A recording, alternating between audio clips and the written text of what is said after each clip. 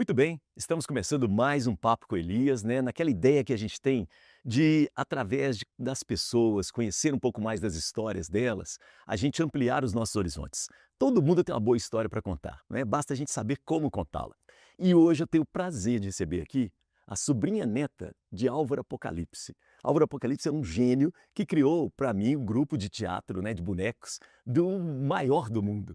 E aí é interessante porque, na verdade, ela é advogada especialista em ciências penais e advocacia familiarista. E a Marcela Apocalipse está aqui hoje comigo, tá bom? Marcela, obrigado pela presença, viu? Obrigada a você pelo convite. Eu queria começar com essa história do Apocalipse. Como é que é? Você é um pouco artista também? Como é que é essa história? Não, eu acho que eu fugi à regra. Na minha casa, minha mãe tem livro lançado, meu irmão tem livro lançado, tem a turma do teatro, que sim, já é reconhecido como o maior teatro de bonecos do mundo. Ótimo, lá, E quando eu estudei em escola italiana, tinha essa matéria obrigatória, era história da música e tinha a prática, né, não, nem pra flauta doce eu nunca levei jeito, berimbau na capoeira também não. mas esse sobrenome é muito forte, né, e Sim, principalmente aqui em Belo Horizonte. Então, assim, sim. sinta-se também abraçada, né, É, porque é você faz isso, parte da história da arte mineira, é assim, isso, né. é isso. Isso é muito legal, né. Algum fundinho deve ter. Aham. Muito bom, mas eu queria começar um pouco com a sua história, sabe. Como é que você, decidiu fazer direito, ir para essa área, né, da área das ciências penais? Como é que foi isso? Isso, essa história todo mundo que me acompanha no Instagram ouviu muitas vezes, e é verdadeiramente isso. Quando eu tinha 13 anos, eu assisti ao filme O Advogado do Diabo, e eu fiquei encantadíssima, ao contrário do que a maioria das pessoas pensa: "Nossa, mas não ficou com pânico?" Não. Aí o dia que eu assisti aquilo, eu pensei: "É isso que eu quero fazer da minha vida". Até hoje eu já vi esse filme mais de 15 vezes. Eu sei todas as falas de cor, em todas as línguas que você imaginar. Sensacional. É. E aí depois, Aham. ano passado, meu irmão me deu de presente o livro, que eu não sabia que existia. O filme é baseado num livro, eu não sabia até então. E, então, com 13 anos eu pensei: "É isso, quero fazer direito, não apenas direito, eu queria ser advogada criminalista". Criminalista. E eu estudei em escola italiana, eu estudei na Fundação Torino. Uhum. Então eu poderia ter tido bolsa para fazer faculdade na Europa, eu tenho o diploma europeu de ensino médio, mas eu falei: "Não, não vou, porque eu quero fazer direito, então não faz o menor sentido, vou ficar aqui no Brasil mesmo". Aí fiz direito na PUC, formei em dezembro, em janeiro eu já estava na especialização em ciências penais, eu fiz OAB um ano antes de formar, então eu fiz OAB em direito penal para encontrar meu espaço Isso. no mercado da advocacia criminal com menos, eu ia falar mais facilidade, mas não É, não nunca há que tem. se cogitar facilidade em especial aqui. O mercado da advocacia criminal é super fechado mesmo. Eu tô para dizer que eu sou das raras advogadas que atuam nessa área que não tem sócio homem. É Porque mesmo. temos outras mulheres, mas via de regra, ou elas têm o marido no escritório, o sócio que é homem, o pai que é da profissão. Eu nem sócio tenho, na verdade. Atualmente eu tenho meu escritório, mas sem sócio nenhum. E aí sim, enquanto eu ainda fazia estágio, eu fui para o escritório do Raimundinho, Raimundo Cândido Júnior, que foi presidente da Sim. OAB 5 vezes, né. Aham. E aí eu fui direto para o departamento penal. Lá fiquei um ano de estágio, 5 anos enquanto advogava, tinha uma advocacia muito voltada para crimes contra a administração pública, advocacia de Sim. tribunais, crimes de político, fraude à licitação, lavagem de capitais e etcétera. Quando eu tinha 29 anos, eu percebi que eu estava precisando dar novos passos. E aí fui para a advocacia autônoma, sem ter a menor Na ideia cara e na coragem? sem ter a menor ideia do que me Ah. esperava. Eu achava talvez que eu soubesse, mas não sabia, não tinha a menor ideia. E aí a área criminal, como Sim, autônoma? aí fui para a área criminal. E além de o mercado em que eu atuava no criminal, eh, jamais ia contratar uma advogada mulher, 29 anos, Uhum. sem uma estrutura grande por trás, e por mais que eu tivesse uma participação muito ativa lá no escritório, no departamento penal, não era eu que os clientes conheciam. eu Perfeito. fazia mais a parte intelectual. Uhum. Então, na hora de captação de clientes, realmente, além de eu não ter o hábito, Isso, e eles nem precisam captar clientes, porque é um pouco a naturalmente. Coca-Cola do meio jurídico, você não Perfeito. precisa fazer propaganda, todo mundo já sabe quem você é. Aliás, advogado nem publicidade não pode fazer. Uhum. E aí foi um período bem difícil. As pessoas às vezes olham e não sei, eu passei época que eu não fazia unha não, no salão de aperto de dinheiro mesmo. Porque não se ensina isso na Não, faculdade, né. E zero. você vai ter que É. ser quase um empreendedor ali, né. Eu falo, hoje em dia eu falo abertamente no Instagram, advocacia é um negócio. É um negócio. Não quer dizer que a gente vai mercantilizar a Isso, profissão, não. Uhum. mas um escritório é um negócio. Eu tenho um setor financeiro, eu tenho um administrativo, eu já tive uma assessoria para marketing, por Sim, você exemplo. trabalha com Então, vendas, né. claro. Ué, você tem que precificar. Quando eu comecei a advocacia autônoma, até curso de colorimetria eu fiz, para saber quais cores Sim. iriam atrair os clientes, ou Olha, que que você legal usa para isso. compor o seu site, ou Olha. qual cor que para uma audiência que não é tão litigiosa vai acalmar os ânimos, é o azul marinho. Aí, ó, descobri artista. Olha artista aí. É, tá Tá vendo? vendo? Que legal isso. E muitos cursos que eu fiz curso de vendas Uhum. também. E aí, Quando que a coisa melhorou assim, Marcelo? como estava bem, assim, difícil, teve um dia que eu fiz 50, literalmente, 50 ligações para pessoas do meio jurídico que eu conhecia: "Olha, tô em recolocação profissional", tudo mais, até que eu fiz estágio com um juiz, que hoje em dia é desembargador, a assessora dele da época, hoje em dia é juíza. Uhum. Aí ela falou: "Marcela, às vezes você tenta um gabinete no Tribunal de Justiça, não sei se vai ter vaga para assessoria, mas". Aí me indicou um desembargador com que ela tinha mais proximidade, fiquei 3 meses trabalhando de graça, depois de ter Nossa. uma vasta experiência, porque a minha ideia era que as pessoas começassem a ligar meu nome à minha pessoa, para quando eu aparecesse com meus processos na minha Perfeito. logo. Nossa, A trabalho caminhada difícil. foi É. árdua. Aham. E aí começaram, eu falo, não fui eu que escolhi a violência doméstica, o direito das mulheres. Começaram a me procurar mulheres com casos de violência doméstica. E até hoje eu falo, meu nicho de clientes é muito, semelhante a mim. Geralmente tem a minha faixa etária, quando são homens também, é um pouco o mesmo ciclo social. Se identificam. Então, eu acho que no Interessante. início foi isso. Foi isso. E aí tinha sempre um comentário do: "Ah, mas não sei se uma mulher vai conseguir, porque eu já tive outros advogados", e a gente mulher da área criminal também tem que lidar com isso, com um descrédito já a priori. Você é mulher, você não é moldada para esta área. E aí eu percebi que todas elas tinham um divórcio correndo. E então eu falei, além de eu estar deixando dinheiro na mesa, eu não estava oferecendo um serviço completo.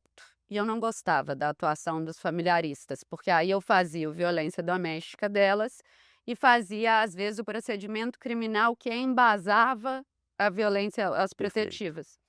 Então, eu falei, então agora eu vou pós-graduar em advocacia familiar e sucessória. E foi assim, foi um jeito também de escapar do machismo do ambiente criminal, porque na época apenas o criminal também não estava me sustentando. E hoje em dia eu falo, eu tenho um amor e esse é eterno, que é o direito penal, mas eu já tenho uma paixão, que é o direito de família, que me ajudou a reconstruir a minha história familiar. Então acho que isso também foi muito um encaminhamento divino. Eu precisava amadurecer coisas em mim que eu não Uhum. sabia. Então mudou muito a minha vida, não só profissional, como pessoal, o direito de família. E aí, nisso eu fui crescendo, né, a rede social de uns tempos para cá me ajudou muito, eu já lancei livros em editoras de outros Legal, estados, você é muito ativa, né? muito ativa, É. muito ativa. Minha Uhum. analista brinca quantas horas tem seu dia. Uhum. E até que eu fui convidada pela ANACRIM, que é a Associação Nacional da Advocacia Criminal, para presidir aqui em Minas a Comissão de Estudos de Violência Doméstica, que na verdade foi criada para que eu pudesse presidi-la. Caramba. Então eu sou um braço feminino, digamos assim, forte. A diferença de outras comissões, como tem na OAB ou em outras associações de advogado, é que no meu caso eu presido uma comissão numa associação que é da advocacia criminal. Criminal. Então, enquanto as outras mulheres militantes, via de regra, elas estão em pequenos guetos, são os setores de mulheres. Então, enfrentam a dificuldade que todas as mulheres vão enfrentar, naturalmente, mas não sabem o que é a barreira dos seus pares serem, em sua enorme maioria, homens. Ô Marcela, a gente estava conversando fora do ar, você fica à vontade, tá? Mas eu queria que você falasse um pouco dessas 3 últimas semanas. Nós estamos gravando o programa hoje, Sim. né, véspera de carnaval, né, em fevereiro. E você disse que sua vida mudou muito nas 3 últimas semanas. É, O que está acontecendo, Marcela? sim. Eu tenho tido uma visibilidade maior de uns tempos para cá. Você tem ido à Rádio Itatiaia, não é? A rádio eu já gravava podcasts, etcétera, mas aí eu apareci num jornal nacional de uma emissora de televisão, em seguida veio o primeiro convite da Itatiaia, depois aí eu fiz o programa gravado, Observatório Isso. Feminino, depois eu fui no ao vivo, no Chamada Geral, e realmente é incrível o alcance, incrível mesmo. No bairro da minha mãe já me param na rua: "Marcela, agora a gente tem que pedir autógrafo". Poder do rádio, né? É. O velho e bom radinho. Loucura. Meu porteiro, ele está em Nossa, Mossoró. pronto. Paulo, um beijo, porque ele vai assistir, eu vou mandar o link para ele. E ele eu não sabia, ele é Aham. super, assim, ouvinte e tal. Isso. E aí fui ganhando, uma visibilidade maior também fora do meio jurídico. Então e já tem um tempo que eu sou um pouco um símbolo local de combate à violência doméstica, porque eu sou ativa fora da advocacia, né. Isso te Eu incomoda? Ser um símbolo? não, na verdade eu me orgulho dele, mas ele trouxe obstáculos, problemas, questões que eu nunca previ, nunca mesmo, Como de essas jeito nenhum. E assim, eu frequento audiências públicas já há algum tempo, já apresentei propostas de projeto de lei, e aqui, né, o mercado Belo Horizonte, como eu falei, meu nicho de clientes é muito do meu circuito. sim. Então eu já enfrentava situações de chegar em algum lugar, ter aquele agressor contra o qual eu advoguei. Eu tenho cliente que tem 13 processos comigo. Então, quantas vezes eu estive em embate, que em tese era para ser impessoal com esta pessoa, mas na advocacia criminal, quando você está pela vítima, você não é o herói do réu, do investigado, do agressor. Você é o inimigo número 1 dele. A moeda vira bastante. Então eu sou uma extensão das clientes para esses homens. Eles começam perseguindo-as e, de repente, essa perseguição gira contra mim. Então, situações de eu estar num lugar e ir ao banheiro, esse homem está me esperando na porta. Minha academia anterior já tinham 3 agressores que estavam treinando no mesmo lugar que eu. O que você faz quando tem isso?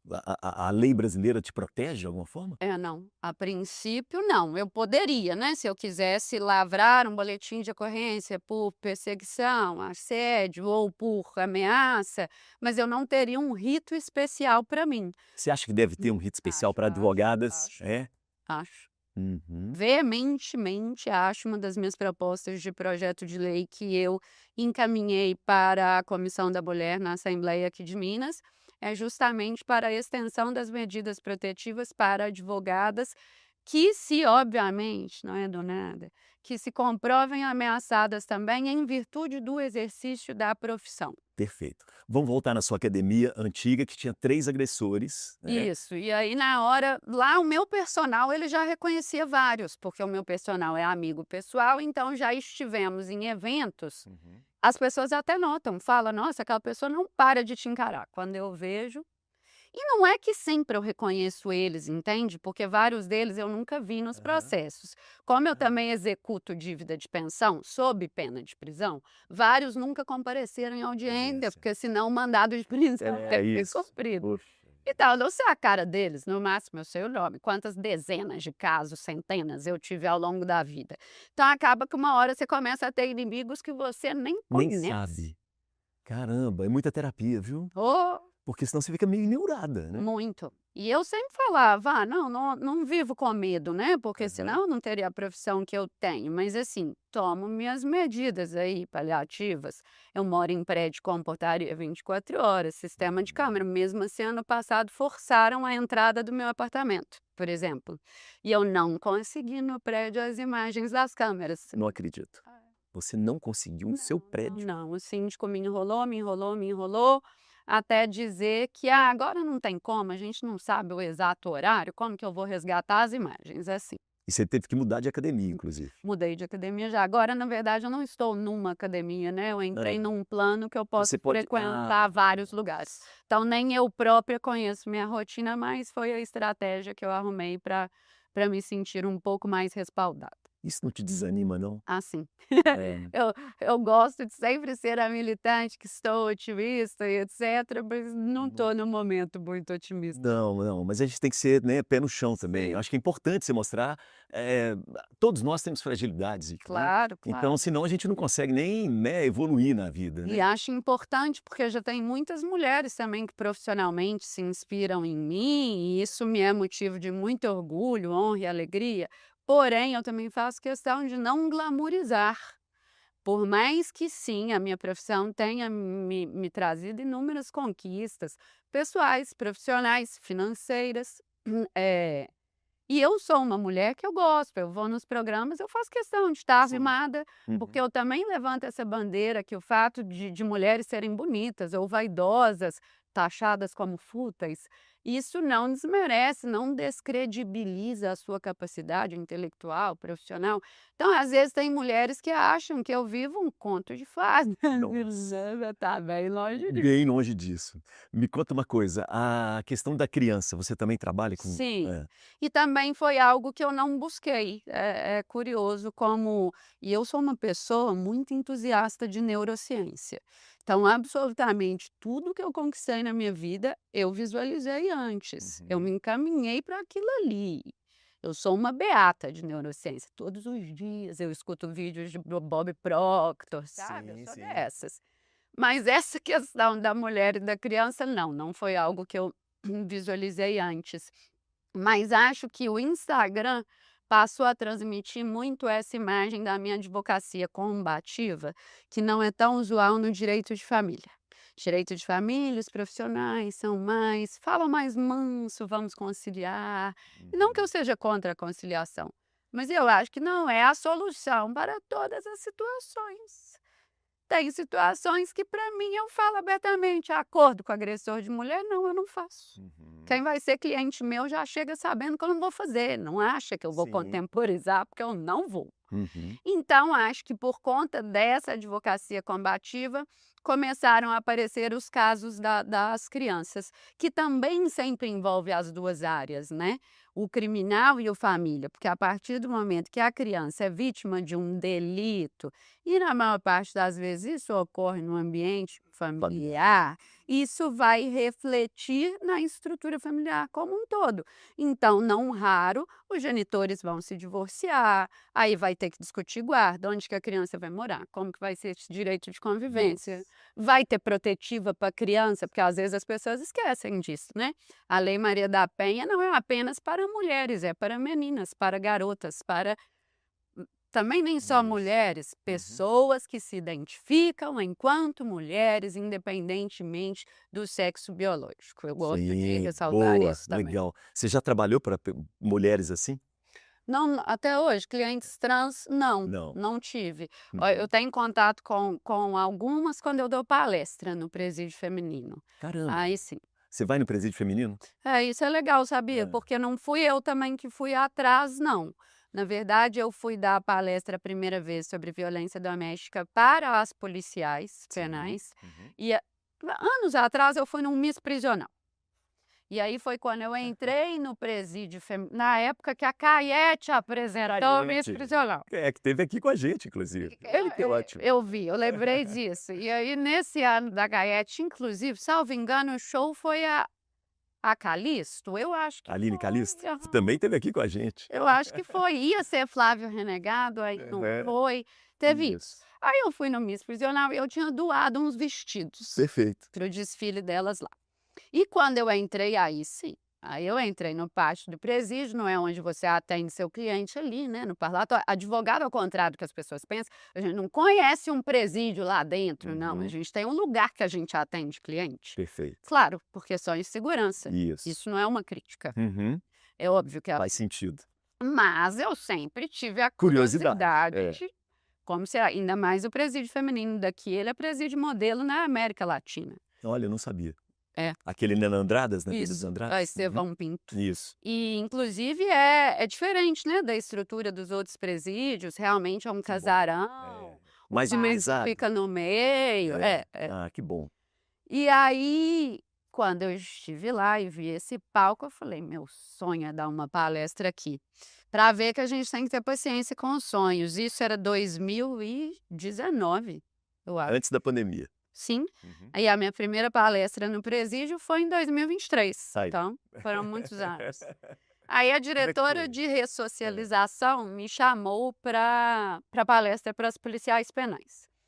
E eu fui e eu senti que era um pouco um certo teste também de vamos ver como que ela se posiciona, Perfeito. porque é claro que você também não vai colocar um palestrante que vai inflamar as mulheres que estão não. ali privadas de liberdade. Uhum. Não é isso também. É. Uma palestra você vai conscientizar, mas também não vou necessariamente passar a mão em cabeça de preso, que eu Sim. sou muito direta com elas, inclusive, e não vou ficar, né, vamos Uhum. fazer rebeliões, etc. Aí eu dei acho que 2 palestras para servidoras, até que chegou o agosto lilás é mês nacional de conscientização à violência doméstica. E enfim me chamaram para palestra para as presas de um setor específico, que é o seguro, onde ficam as presas, ditas mais perigosas, ou também tem o seguro de convívio, né, que são presas que não vão ser aceitas no convívio com as demais, via de regra porque cometeram crimes contra crianças ou os próprios filhos Sim. e etc. E aí, na palestra das policiais penais, elas falaram para mim, a diretora de segurança falou: "Marcela, e a violência doméstica no sistema prisional?" E eu nunca tinha pensado sobre. Hoje em dia eu sou a minha própria bibliografia neste tema, porque Não quando tem. eu joguei no Google não tinha, tive que ser eu mesma. Aí eu falei Hã. com ela: "Mas em que sentido que a gente Isso. está falando isso?" E aí ela falou para mim: "Ué, você deu aqui a palestra para nós, porque eu conscientizo muito sobre formas de violência doméstica, além da agressão física". Pois é. Boa, vai lá, vai lá. Queria entrar E nisso. ela estava me explicando, ela falou: "Elas tomam, se apropriam da aliança, porque aí elas começam relacionamentos entre si, várias Isso. estão casadas. Os maridos vão visitar, quando elas voltam da visita, a companheira que está na cela ou agride verbalmente, furta cartas, se apropria de alianças e Caramba! tal. E aí eu falei: é verdade, eu vou pensar. E aí, quando eu pensei, me veio o óbvio, né, porque quando não está escancarado ou verbalizado, às vezes é mais difícil da gente visualizar. Primeiro, e isso eu trabalho muito nisso, a Lei Maria da Penha traz o gênero da vítima, não apenas também pessoas que se reconhecem enquanto mulheres, Isso. porque o STJ já decidiu que se aplica a casais homoafetivos compostos por homens também. Não é o que está a letra da lei, mas a jurisprudência já traz isso. Na letra da lei, a vítima tem que se identificar enquanto mulher, o agressor não tem gênero. Então, existe violência doméstica de mulher para Perfeito. mulher. Perfeito. Existem mães que cometem violência contra suas filhas, filhas Sim. contra mães, irmãs, avós, enfim. E a lei também é muito clara nisso, são 3 incisos. Violências que acontecem no ambiente doméstico, então agregadas, faxineiras, Uhum. funcionárias domésticas também podem estar inseridas nesse contexto, unidade familiar, vínculo consanguíneo. Então, o ambiente doméstico de mulheres privadas de Dadas liberdade é o presídio. Isso, existe um ambiente doméstico ali. Então, sim. Perfeito. E existem relações íntimas de afeto, Sim. embora não consanguíneas. Aham. Lembrando também que as relações íntimas de afeto não precisam Precisa ser consanguíneas. atuais, É. Ah, tá. podem ser esses É, antigos relacionamentos. perfeito. Então eu cheguei à conclusão, realmente. E tá aí um ambiente para ter violência doméstica, porque só tem mulher. Claro. Muito interessante, hein? E aí a direção chamou para a palestra delas, Aham. e eu tenho muito orgulho, a minha analista diz que meu rosto nunca fica tão feliz como quando eu conto isso. Eu fui num agosto, aí depois eu voltei em março, que é mês da mulher, né. Uhum. E aí eu levo meus slides lá, tem um projetor, a palestra na escola delas, e eu gosto de pegar as imagens que tem na internet do presídio delas, porque várias se reconhecem nas Aham. fotos e tal, elas ficam muito felizes. Quando eu mostrei as imagens do Miss Prisional e tudo, aí a palestra fechava com slide que ficava escrito assim, "Dos amores que tive na minha vida, o melhor foi o meu próprio". E aí fechou a palestra em agosto assim. Quando eu cheguei em março, teve uma queda de luz, então não passava os slides. Aí eu falei: Nossa, "Ih, você teve que gente, improvisar. hoje não vai ter slide aqui", mas a palestra ia fechar. 3 delas lembravam da frase e falaram alto: "Dos Olha só. amores que tive na minha vida, o mais importante foi o Ah, meu que próprio". legal, E elas Marcela. começaram a me contar, lavraram boletins de ocorrência que o próprio presídio faz lá dentro por violência doméstica entre elas. Já tivemos transferências de presas de unidades prisionais, porque quando vem a ordem de afastamento da Uhum. protetiva, não necessariamente elas vão ser mudadas de setor. Sim, Às vezes tem que mudar de unidade prisional.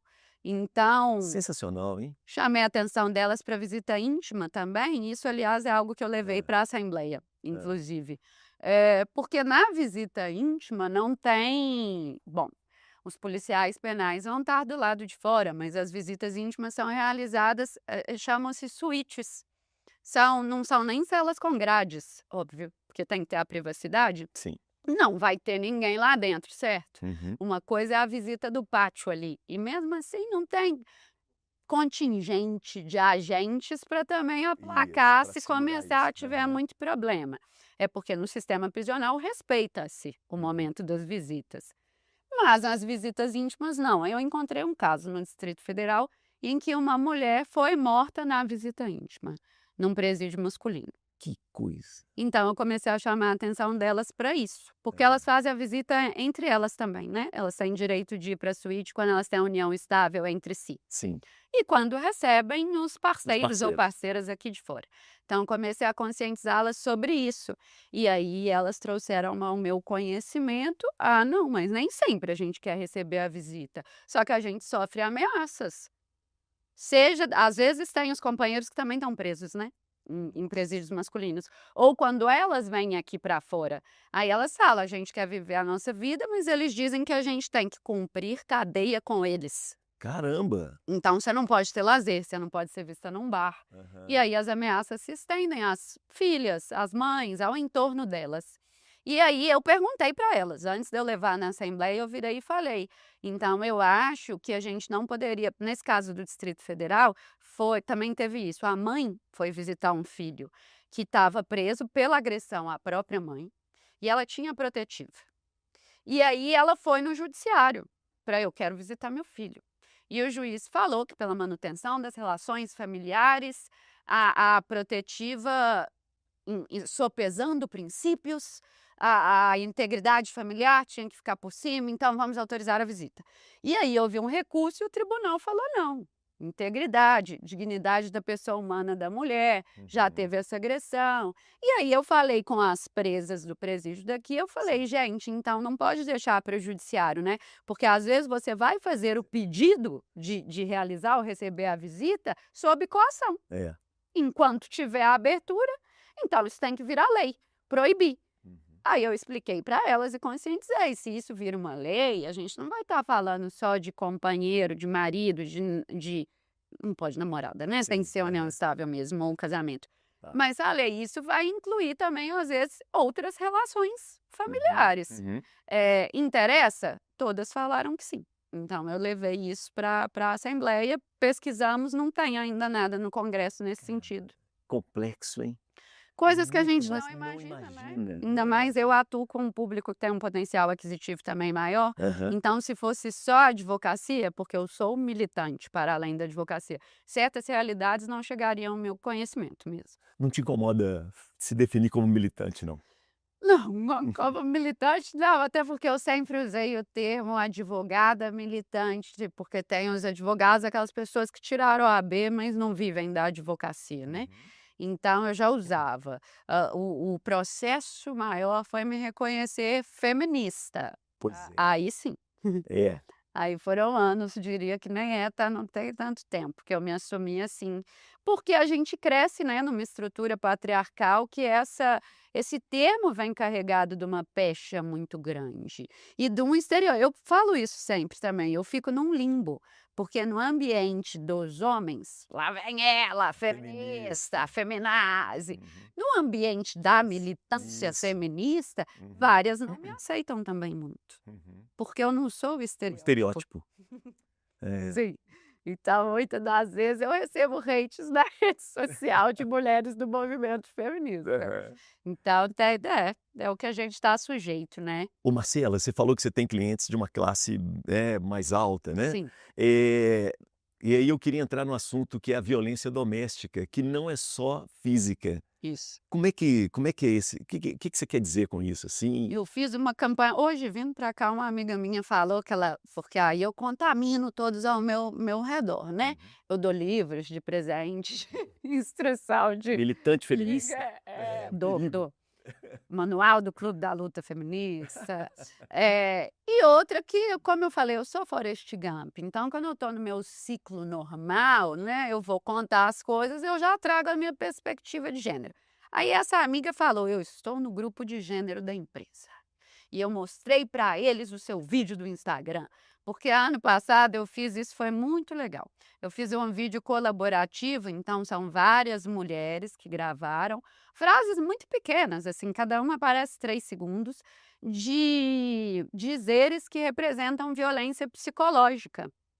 Existe a pesquisa do Data Senado de 2023, conta que a cada 10 mulheres que foram entrevistadas e questionadas: "Você já foi vítima de violência doméstica?", das 10 que respondiam "não", quando os entrevistadores traziam exemplos práticos que ultrapassavam a agressão física, 3 se retratavam e falavam: "Então, claro que eu já fui".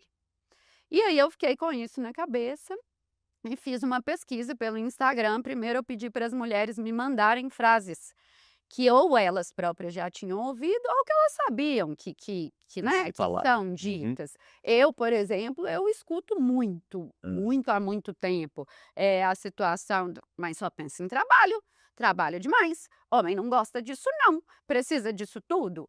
E escuto isso em muitos circuitos diferentes, assim. E aí me surpreende, certas frases me surpreenderam. Mulheres jovens de 25 anos escutando das famílias: "O cavalo passou selado e você não pegou, vai sobrar para titia". Até Deus, É, gente jovem. 20 e poucos anos a pessoa que mandou esta frase, inclusive. E aí eu consegui uma seguidora, falou: "Marcela, eu contei para minha sogra do seu projeto e lá na casa de idosos dela, as idosas decidiram que querem participar do vídeo. Oh, Aí juntaram umas 10 velhinhas e caramba! elas estão bebendo álcool". E Ó, aí no vídeo elas falam: "Bêbadas desse jeito, ninguém vai te dar credibilidade". E aí gente, eu fecho o meu vídeo colaborativo com as com elas. vozes. Sensacional. Então eu fiz essa campanha de todas nós Uhum. somos vítimas de violência doméstica, porque inclusive, estatísticas comprovam 80% da violência que é, né, digamos assim, notificada, ela é psicológica, ela não é a física. Perfeito. Só que justamente por ser algo que está tão interiorizado Tá tão na e cultura, eu sempre enraizado. falo isso também, a gente tem que passar a ser correto no uso dos termos comum e É. normal. Não é porque é comum que é normal.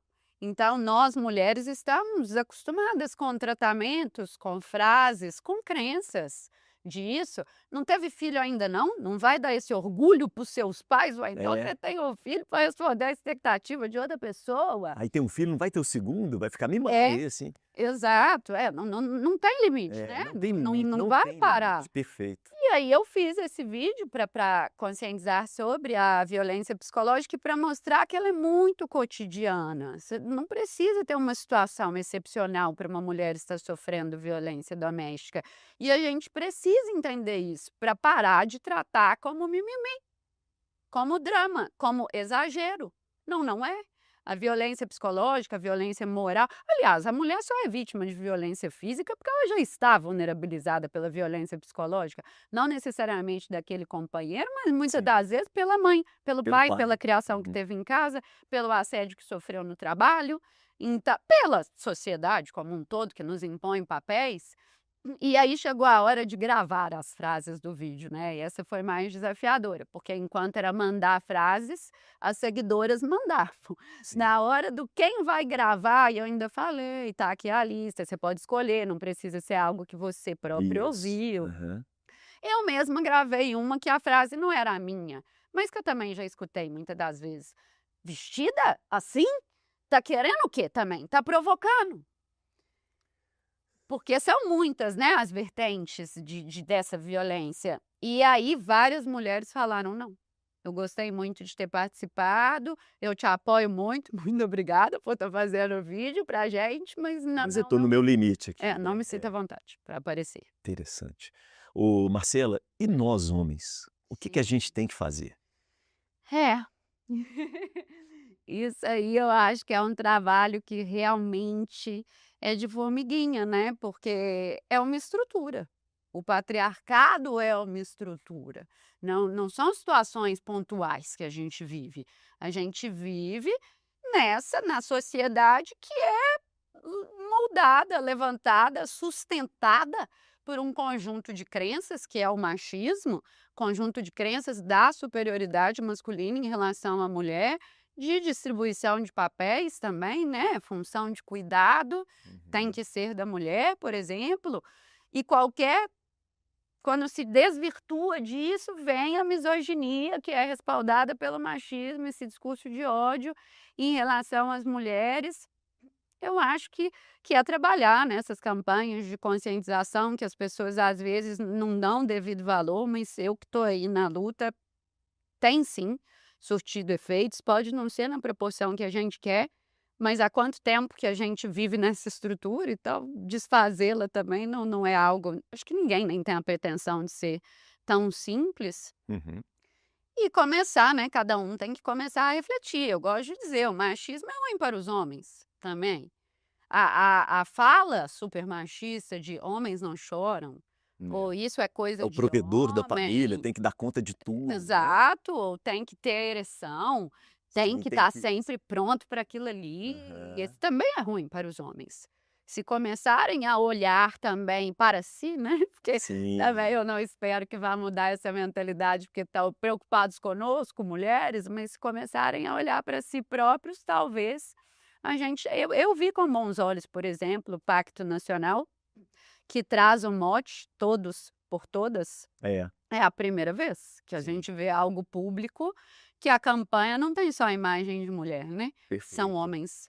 E Uhum. eu falo também, Elzinha Soares não está entre nós, para ver a música dela sendo usada nesta campanha, É. que muito me emocionou O próprio inclusive. presidente Lula, né, tem falado: Sim, "Nós homens, atenção, isso, nós mas homens", eu não é? tentei gravar o vídeo com homens Uhum. também, não consegui não. Não conseguiu? Ainda não cheguei lá não. Os Vamos homens ver se gravando agora a as gente faz frases. aqui. Gente, puxa vida, seria muito Talvez legal, eu conto com a colaboração de pode vocês e a continuar gente a contar consegue comigo. fazer esse para É, o março ou agosto, nossa, que coisa. com essas frases, porque às Aham. vezes entra mais, as pessoas têm um pouco, todos nós, né, dificuldade de quando não é a nossa realidade direta. É. Por isso que eu quis pegar frases que as pessoas já tinham ouvido, não é coisa que eu ouvi dizer, é que Uhum. alguém já passou por aquilo.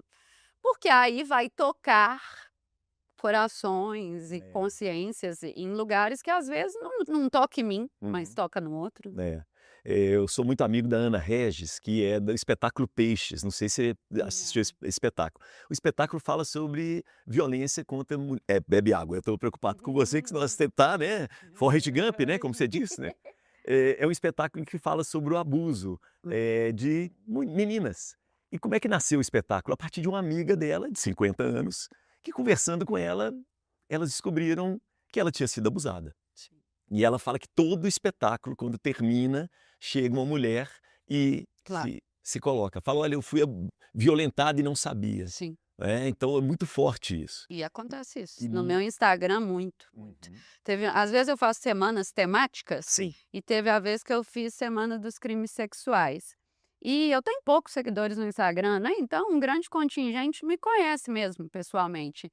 Várias pessoas com quem eu me relaciono intimamente e tal, ou Aham. amigas de amigas, mandam direct na Ana.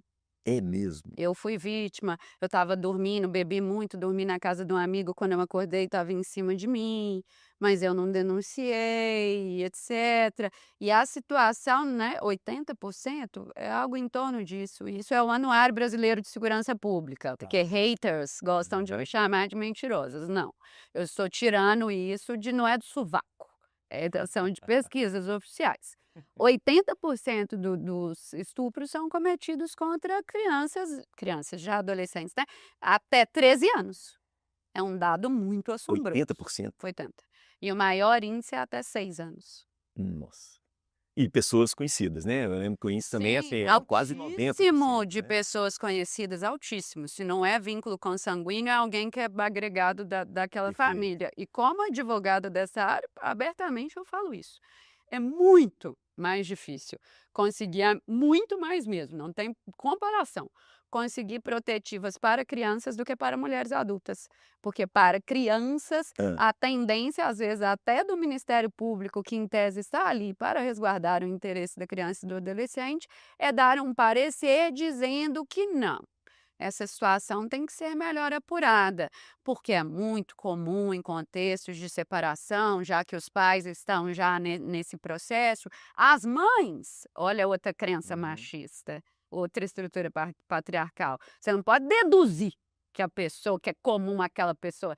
É muito comum as mães inventarem situações de abuso para afastarem o pai da criança e se vingarem dele e etc. Existe, gente, existe. Mas tem que provar, E outra né? Não pode coisa, ser. existem notícias falsas de todos os Claro, tipos de claro, crime. As claro. pessoas tendem a desmerecer quando são questões ligadas à Mas a mulher, mulher porque a gente está vivendo num período de muito extremo. Isso. Mas existe o crime, denunciação caluniosa, pessoas que movimentam a máquina do sistema de justiça para dar falsa notícia de crime.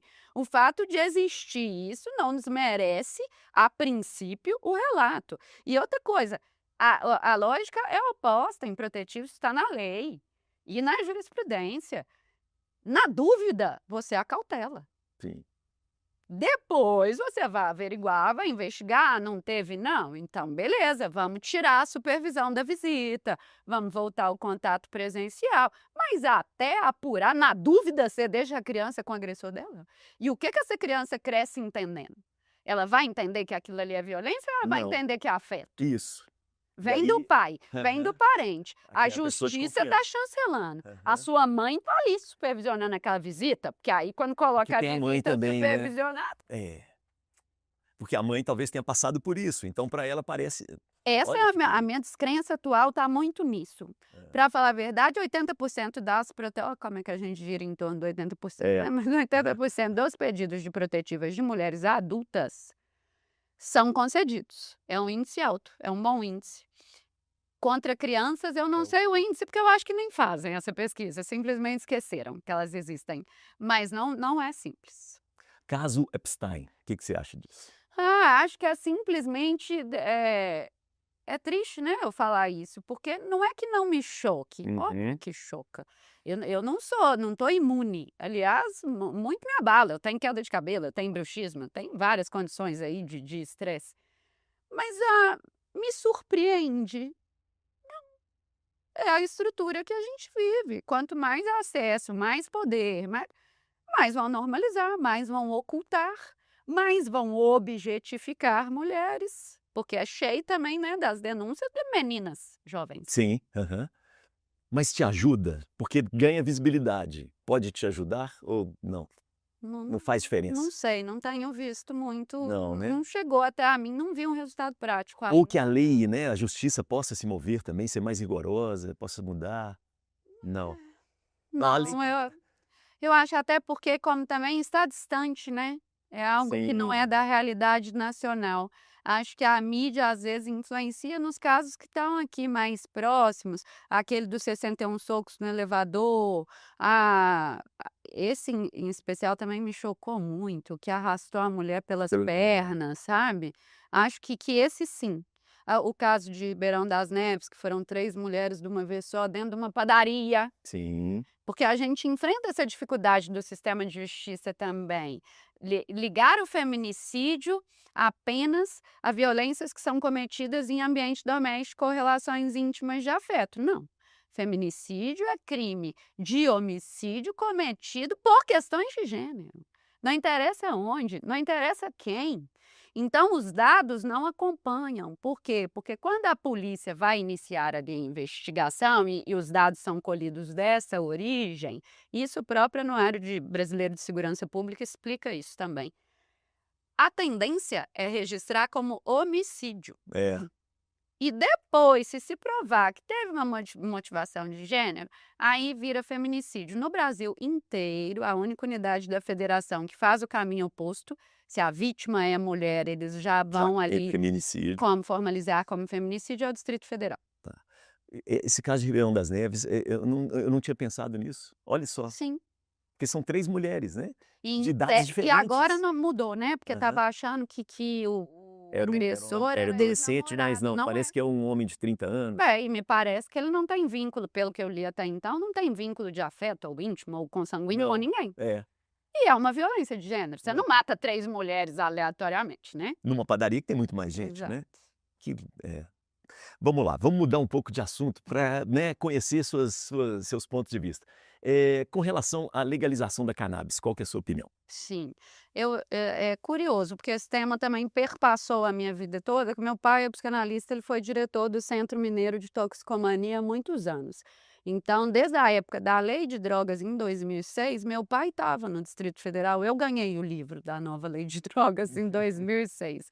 E eu nem fazia, estava entrando na faculdade? Acho que talvez. Eu acho assim, né, eu já até dei aula numa pós-graduação no Ministério da Saúde sobre lei de drogas. A inovação que a lei de 2006 trouxe e que acompanhou o que tem feito o sistema de saúde, que é também ver a questão do usuário. Então, a partir daí, o usuário merece tratamento e não punição, e o tráfico vai receber as sanções. E isso foi super positivo, só que a lei também não vai resolver todos os problemas no Claro. mundo, né. Sim. Não que seja uma lei perfeita, mas, Uhum. não trouxe quantidade de nada. Então a gente visualiza muito uma desigualdade, o sistema de justiça criminal muito seletivo, a mesma quantidade de droga, se for, encontrada em posse de uma pessoa negra periférica, é isso, automaticamente a autoridade vai taxar como tráfico. E o caminho vai ser oposto se a gente pega uma pessoa da classe média, média alta, branca, etc, tendência é usar. Eu já fui soltar clientes e viraram da delegacia compadecidos para mim. Que coisa, né, doutora Tristeza, para essa família tem problemas com drogas. Não, era um nítido caso de tráfico, mas ele era louro, Sim. classe alta, etc. Coitado. Muitas E vezes a imprensa também usa esses claro. termos, E né. outra, foi nesse caso, ele foi preso, mas apreendido, porque estava junto um menor de idade. Uhum. Então a gente foi para a delegacia da infância e juventude. Era negro, um menor Um de menor. idade. Era periférico, estava sem advogado. O tratamento completamente diferente. Então, assim, eu acho positivo já. Não acho positivo o ativismo judiciário não. Tá. Certas coisas para mim a lei é que tem que determinar. A gente vive nesse sistema aqui é civil law, não é common law não, aqui não é Estados Unidos, aqui a gente não vive com jurisprudência, a gente vive em cima da vivia, né, É. em tese vive, Uhum. da legislação escrita. Mas já que não trouxe, acho sim, que às vezes que esse papel vai mesmo, caber ao judiciário. E estabelecer a quantidade da maconha, Sim. para a gente já começar, e tem aqui vai ser uso, até porque, gente, não tem estrutura não. Na delegacia, no sistema prisional, para tudo vamos tratar com pena de prisão, é tudo Sim. crime. Aliás, o Vai direito dar ruim. penal é a última rácio, é subsidiário, deveria ser usado quando nada mais resolve a situação. Eu, por exemplo, eu sou por um direito penal mínimo, tem que ser enxuto. Não é Uhum. tudo que deveria mandar os outros para cadeia, não. Como não manda, né? Interessante. Tudo é transação penal, Uhum. penas substitutivas, até a Uhum. pessoa efetivamente ir parar no sistema prisional, são condutas ou que no código elas são qualificadas ou realmente Sim. são crimes contra a Há integridade. uma banalização nesse sentido, Eu né. acho demais, E aí não se recupera ninguém, né. demais. E além do Código Penal, quantas leis esparsas temos aí, trazendo novos crimes e novos estatutos normativos sobre delitos. Então, assim, a gente não comporta, isso é um fato. Ninguém comporta, nem a segurança pública, nem o judiciário, nem Nem a a polícia dá acusação, conta de disso. jeito nenhum, de jeito nenhum. Então eu acho legal já a gente estar evoluindo nesse sentido. Agora, quanto eu ser a favor da legalização, porque a gente tem a descriminalização, né, é Isso. um pouco confuso também, eu acho um pouco hipócrita. Não é crime, mas também não é legal. Mas enfim. E olha que eu fui ao longo da minha vida por conta do meu pai, em muitas palestras, e já em várias palestras dele tinha a Maria Lúcia Caram. Sim. Que é super, né, abolicionista e Aham. tal, e ela convence qualquer um, que ela fala tão bem, você chega lá sem saber o que que você acha, você passa a concordar com ela. Então tendo para ser favorável, agora se eu de fato sou, eu não tenho essa Tá, opinião formada. tranquilo. A nossa sociedade está envelhecendo, Sim. cada vez aumenta o número de pessoas idosas, e você até achei interessante, né, que você falou das idosas que gravaram, né, o vídeo. Você acha que a gente está preparado para a pessoa idosa, a nossa sociedade? Ai, eu acho que a gente está pouco preparado para tanta coisa, né. É. Cada vez que a gente vai tratar da dita minoria ou de grupos vulnerabilizados, a gente vai vendo que o buraco é muito mais embaixo. Eu acho que a gente é um país que por expectativa de vida e tudo mais, né, a gente tinha um perfil É. mais jovem.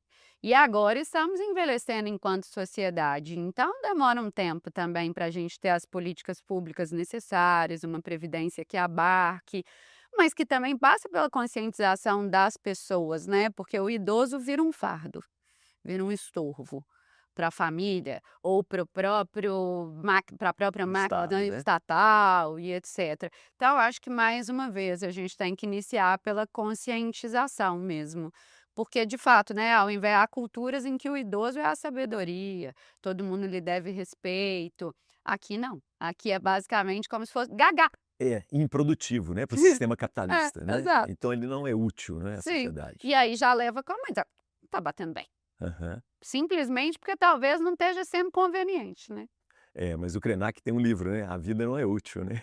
É, É não é. interessante, e o Ailton Krenak questiona muito isso. Sim, E vamos para um outro assunto, Deus. Você acredita em Deus? acredito muito e sou beatíssima, mas eu sou espírita, né. Hã. Eu sou Como é que é o seu espírita, Deus? não sou espírita Hã. kardecista, assim, durante muito tempo eu era agnóstica.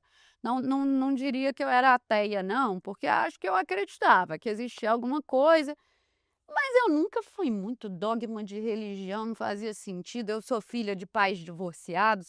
Aliás, eu conheci meu pai quando eu tinha 6 anos, então aquela estrutura de família católica, aquilo para mim não, sabe assim? Uhum. Eh, Se é divorciada, você não pode mais comungar, era um negócio que me Aham. incomodava. Eu fui batizada com 10 anos, quando eu já morava aqui em Belo Horizonte. E aí, para eu ser batizada, eu tive que fazer primeiro Eucaristia, porque não podiam me De batizar, já que eu não era bebê, Nossa, sabe assim? sim, os Aí, dogmas. um dia o espiritismo começou a fazer sentido para mim. A doutrina espírita não faz 100%, não Uhum. aprovo tudo, acho também que tem questões ainda muito limitadas, mas é o que Mas é me interessante. apazigua, É, sabe. é. Às vezes, quando eu penso por que estamos passando por determinada situação, eu acho que a gente está resgatando, se reconstruindo. Mas eu tenho primos que são do candomblé, então frequentei muitos anos, inclusive bem de perto, uma casa de candomblé ali no Concórdia. Uhum. Já relacionei com homem evangélico, então também já estive ali de perto. E acho que, acima de tudo, porque atualmente eu não frequento casa religiosa nenhuma, mas tenho uma espiritualidade muito forte, Deus está dentro da gente. Quem não quer chamar de Deus, que chame de intuição, de Sim, iluminação, do que legal isso, for. Deus dentro da gente, você E acho que a nossa própria mente, né, a gente pode tudo, na verdade. Então, quando a gente passar a perceber o Deus que existe em nós, a gente passa a vencer barreiras aí, eu acredito nisso. legal. Vamos para o chacrinha agora. O velho Vamos guerreiro lá. buzinava o calouro ruim. E aí eu vou buzinar e você fica à vontade, Marcela, de buzinar Tá. quem ou o que você quiser, tá bom? Ok. Bora lá.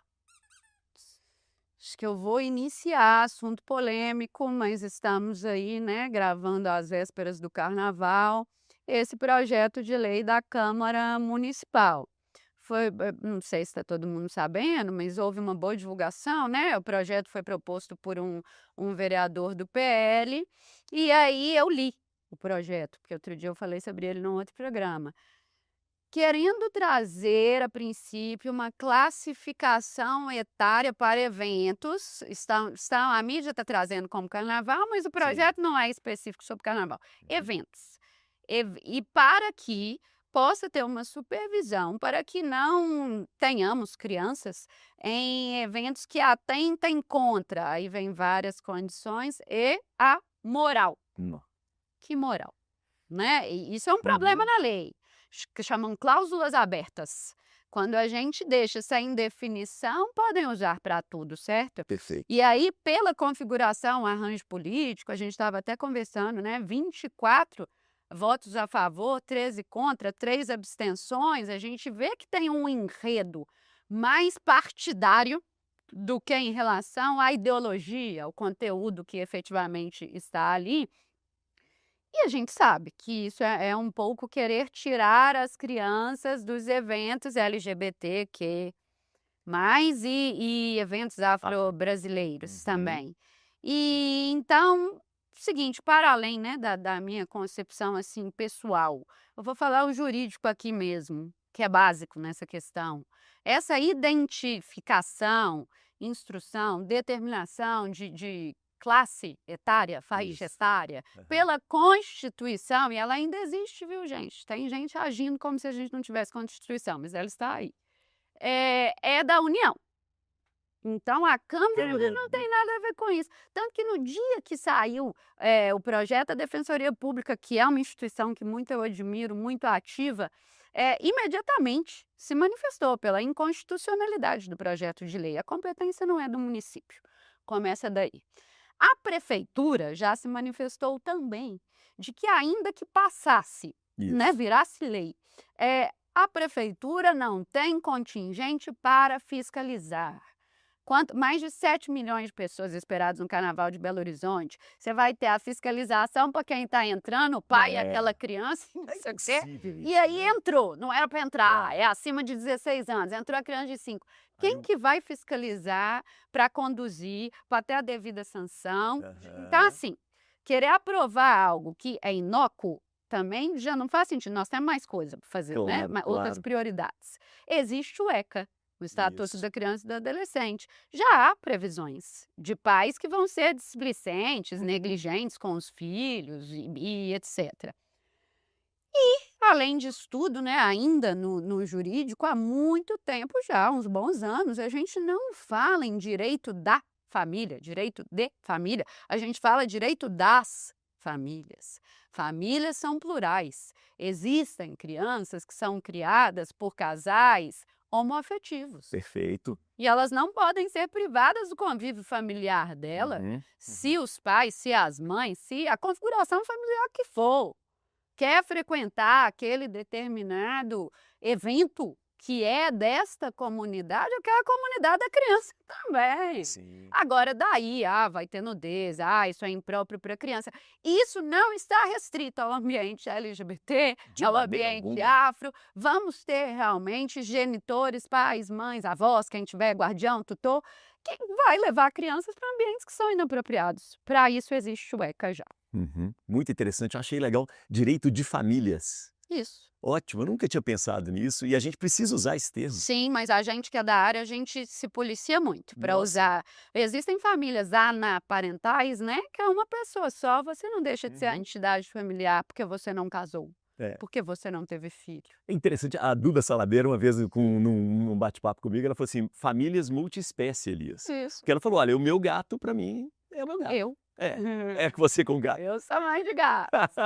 Mãe de gatos, muito muito interessante. Ô Marcela, a gente, né, tem o tempo, está chegando ao final, mas eu queria que você, deixasse seu contato, né, como é que a gente encontra no Instagram, inclusive para a gente fazer, né, aquela campanha que você falou que os Vamos, homens precisam vamos, participar, vamos, né, vamos, como é vamos. que a gente faz? O Instagram é Marcela Apocalipse, Marcela com 2 L's, Apocalipse com Y. Eu não consigo nunca falar só meu arroba, Aham. senão não vai dar certo. Arroba Marcela Apocalipse, Marcela com 2 L's, Apocalipse com Y. Muito legal. Para finalizar mesmo, nós estamos num momento em que há um questionamento muito grande com relação ao STF, devido à postura, né, do ministro Toffoli. Eu queria que você falasse um pouco sobre os juízes. Você acha que a gente está precisando de uma renovação, um código de ética mais renovado? Como é que você está vendo? Você fala muito em ativismo jurídico, né? Eu acho que a partir do momento que a nação inteira exige assiste, e tão de perto, né, porque as notícias não param de chegar, o nosso órgão máximo do judiciário agindo de forma completamente arbitrária, inconstitucional, parcial, nepotista, que mensagem que passa para o judiciário das outras instâncias? Porque às vezes a gente vê essas arbitrariedades lá e pensa, sei lá, né, em casos grandes que envolvem repercussões de enorme não, gente, juízes está entre nós julgando situações do nosso cotidiano que dizem respeito a mim e a você, full time, o tempo todo. E eles, qual que é o exemplo que tem? Por acaso eles estão com algum receio também de algum tipo de sanção? Porque a sanção deles é ser aposentado compulsoriamente e receber Não o é possível isso o mais, né? vencimento de 100. Não é possível isso mais, né? Então, assim, e aí está se falando, né, vamos criar o código de ética, aí iam colocar a ministra, não é, para redigir, teve isso Isso. Foi, recentemente. Carmenice. É, ótimo, legal, é melhor do que nada. Mas quem que vai supervisionar? Sim. Porque em tese a gente vive separação dos poderes para ter sistema de freios e contrapesos, o executivo fiscaliza o legislativo, Uhum. fiscaliza o judiciário, mas a gente não anda vendo muito esta separação, né. Uhum. Você tem problemas com juízes também, né? Ah, ué, não é É. caro. Quando a gente atua para a militância, a gente vai enfrentar, e como eu disse, inimigos que às vezes a gente não conhece, não sabe a cara, não sabe nem exatamente o que é que ocasionou aquele o incômodo. Para mim é muito claro, é a estrutura machista. Vista. Mas se a gente fala só isso, não tem o devido embasamento, né, então Tá bom. Marcela, boa sorte, viu? Muita obrigada, paz, muita luz para você, obrigada para para nós. continuar com essa energia, tá? Sim, E para nós. se cuide, Sim, se sim. proteja, tá bom? Nós precisamos de você. Foi uma alegria estar aqui, adorei. Obrigado. Ó, valeu demais, né? Conversamos com o Apocalipse que nos deu esperança, tá?